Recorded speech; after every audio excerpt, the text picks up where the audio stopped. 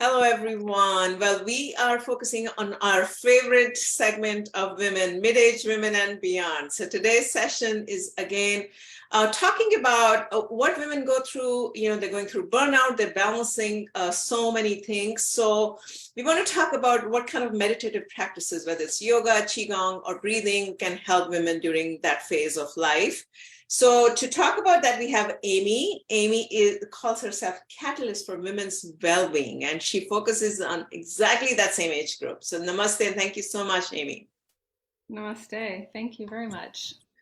Yeah, it's this is perfect, and I actually just turned 51 on Tuesday this very week. So Oh, I'm congratulations. now in this age group myself. Yeah, yeah.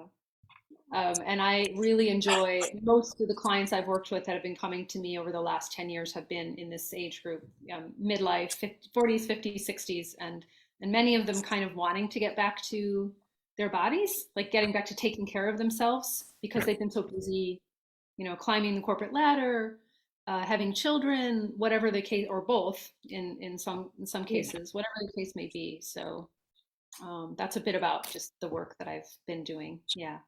Sure. So we know, I mean, menopause is obviously, or perimenopause is this journey that we women go through, is not a medical condition, which a lot of people talk about. It's a phase of life, right? Because we know the hormones are going down, estrogen and progesterone. It's going to have an impact on all of our bodies. So what we want to talk about for 7 minutes or 7 to 10 minutes today is what kind of meditative practices or what kind of different therapeutic practices that you recommend that women can embrace during this period. Right. Perfect. Well, the first thing I would say is before even getting into the specific practices, what I've noticed in myself and my clients is just in general, anything that helps you slow down and get very, very present and kind of drop into the moment and drop into your embodied, like felt experience for me has been very helpful. And the women that I work with, as I mentioned. So of course we know, right? Meditation does that. Any style of meditation, breathing practices. And I've been a meditator for a long time, but I've largely been, I call myself a movement junkie as well. I love kind of all kinds of different styles of movement, and I've explored many of them, including yoga. Um, so I've kind of created this lovely little blend that works for me and the women that I work with, and it incorporates yoga postures, simple yoga postures like getting into a posture and holding it like warrior two, and also lying on the floor yoga stretches like the reverse pigeon, just really getting yourself grounded. And what I do is blend that with qigong, a little bit of qigong, which is Chinese medicine system, but it's flowing. It tends to help you really train your mind, as we just mentioned, like the slowing down, the training your mind into the moment, and the felt experience. And I love that. I love the kind of the simple flows that you can do with qigong. It's very easy. I also love the fact that it's very accessible. So anyone, you could do it sitting down, you can do it, sitting on the floor or in a chair. You don't have to be standing.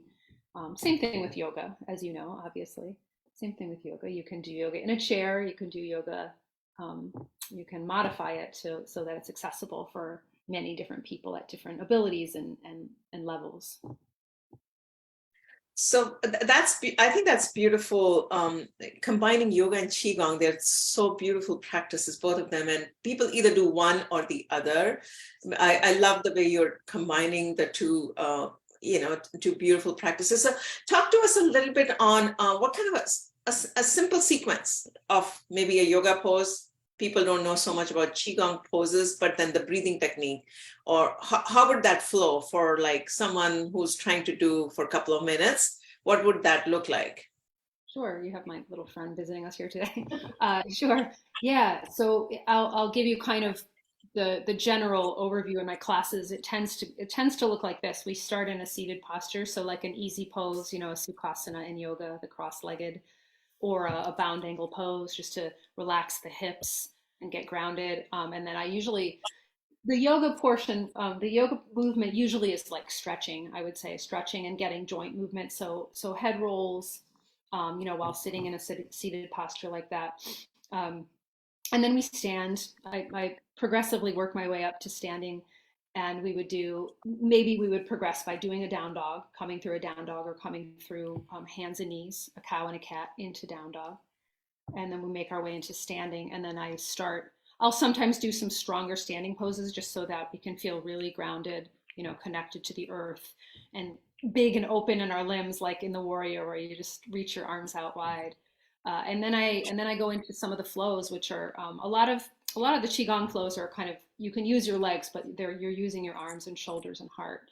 So it would be like floating the arms up and pushing away and relaxing your chest, and then opening the arms, which you could do. It's interesting. I've done another modality called Dao Yin, which incorporates both. I don't know if you've heard of that, or the folks watching this have heard of that, but Dao Yin incorporates yoga postures, asana, with some flows, some moving flows in the arms. So that would be in general what it would look like, and just kind of depends on the day too. It depends on the members that are in my class and what they want and what they need, whether I focus on legs or hips or shoulders, and how much asana I do versus how much of the meditating and the qigong flows that I do. And I what hope about the that breathing? What type of breathing do you recommend for women going through this phase?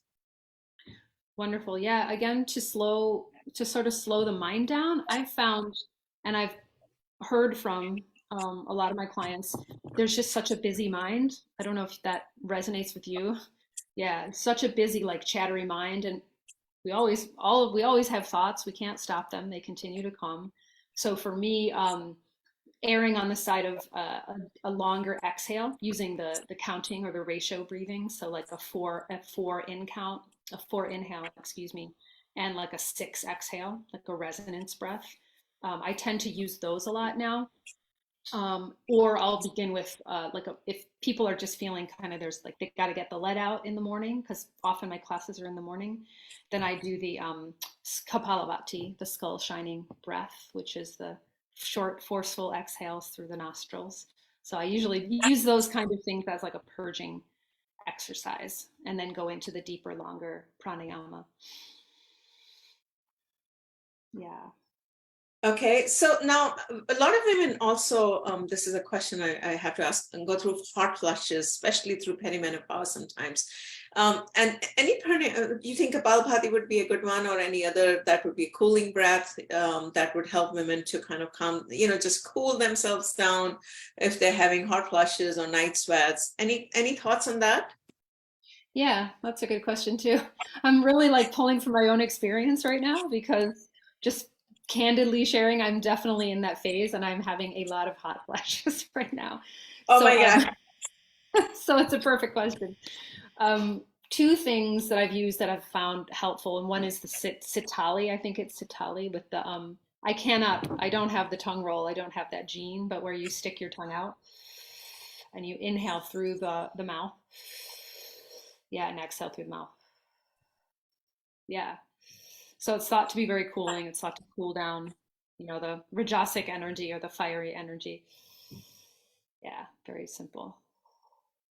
And the other thing that I've noticed, this also helps me go back to sleep. I've heard a lot of women in menopause talk about how they'll wake up in the middle of the night. This happens for me as well. I wake up around 3 at least once a night to use the bathroom, come back, can't fall back asleep, right? So I found this really simple breathing. It's actually a vagus nerve vagal toning breath, where you inhale through the nose for 5, and you exhale out your mouth for a long 10. So you count backward from 10, 9, 8, 7, and so on. But it's out the mouth. So in the nose, out the mouth, and the ratio is 1 to 2. I guess that would be 5 in, 5 out 10. Yeah. And that tends to, even within the span of about 5 of those breaths, I tend to, even if I don't fall asleep right away, the hot flashes subside and my body gets very relaxed. Yeah. So I hope that's helpful to anyone watching. That's been helpful for me, and I've used it with many, many clients, and it's working for them as well. So No, I think that's helpful. This is a quick 5 to 7 minute session that we bring on a daily basis. Just share some tips, like you are going through yourself, menopause. Anything else you want to share with us? I know this is going a little bit off the topic, but anything else your personal experience that you like to share?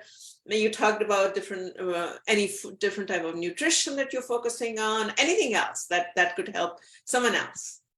Sure, sure, sure.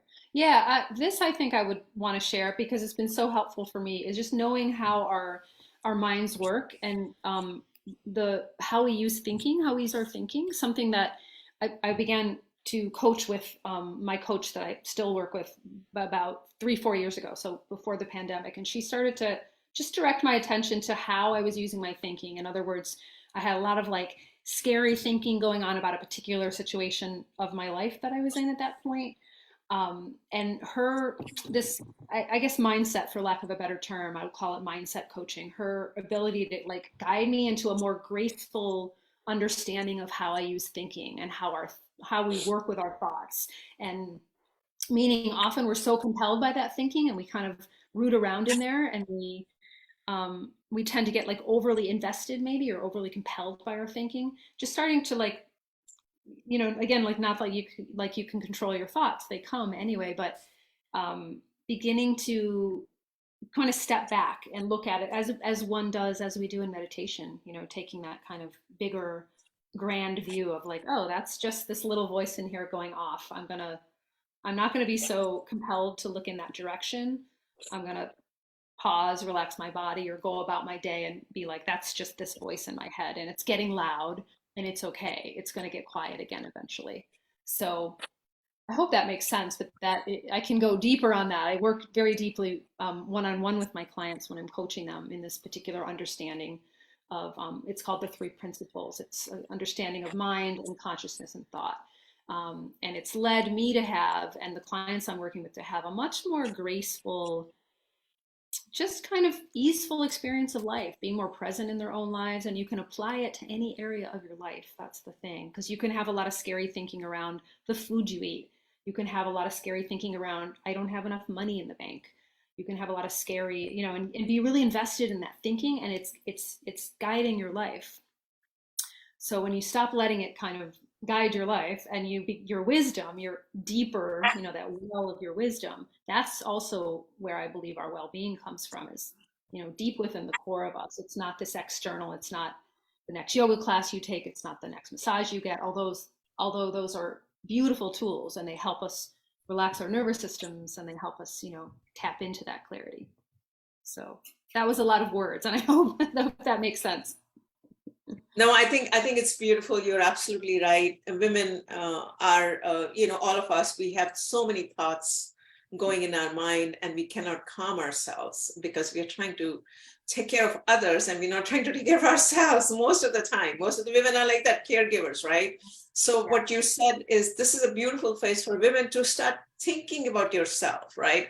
That's what I would, you Yeah. know, right? The kids are grown up, whoever has kids, and Yeah. now you shove them away from the house and then start thinking about yourself, right? Right. That Yeah, yeah. That's such a good way of framing it. It's like the menopause and the empty nesting starts, they're dovetailing, right? Often, yeah, your kids yes, are leaving the house and so you can focus on yourself if you have kids. exactly. And then Yeah. go into your subconscious mind as far as what is it that you want to do, right? And taking care of yourself, because now all the body changes, the physical changes that are manifesting inside all of the women's body are also going to translate into a mental and emotional, right? It's all interconnected. So it's very important. This phase is very important for women to start taking care of themselves for mental, like you said, the overall well-being, catalyst for the entire well-being. Yeah, exactly. The whole, like, which is also yoga, right? As we know, it's like yoga is so much more in the West. I think we tend to think of it as just movement practice, and we know, those of us that teach it and have been invested in it for a long time, it's a much bigger system than that. So, like your well-being, you have financial well-being, you have physical well-being, you have mental well-being, you have familial relationships that you can make those better and feel better, be inside of those relationships. Yeah. Well, thank you so much, Amy, for joining me today. It's a quick session that we bring on a daily basis. And we're launching programs in collaboration with so many experts from all over the world. So stay tuned. March end is our deadline. So hopefully we'll make it. Stay tuned. Thank you. My pleasure. Thank you.